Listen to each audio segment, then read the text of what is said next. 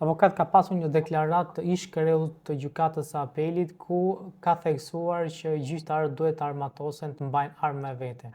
Si gjykoni këtë deklaratë, avokat? Dakor, do të thonë mojnë gjyqtarët ata, të mojnë edhe qytetarët, të hapen edhe pistoleta, armë të gjithë, edhe shkojmë në gjyq me automatik, me mitraljoza të gjithë. Pse do mojnë gjyqtari? Pse? Çfarë do gjyqtari? Ku ka kohë gjyqtari me zjerë armën me vra njerëz në gjyq? Po çfarë e ka kjo? Kjo ignoranca më e madhe, as në vendet skandinave nuk ekziston kjo. Si mund të thosh ti gjyqtari të majnë pistolet? Çe hin të punë pistoleta? Më thuj mu. Jep vendimin e drejtë nëse të s'ke frikë kërket. Pse do të kesh frikë? Kur ti jep një vendim të drejtë, nuk ke frikë nga askush.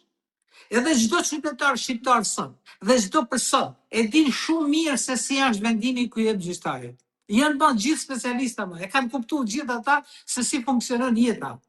Pra një vendim gjyqësor që jep gjyqtari, pra e jep me mënyrën e tij për të marrë lek.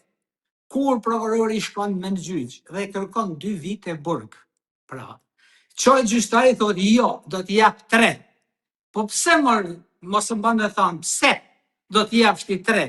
Kur organi akuzës është kompetent për këtë kërkim.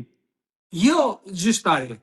Gjyqtari mund të ketë dyshime, po jo mund të ketë një rast. Po jo gjithë të rastet që ekzistojnë.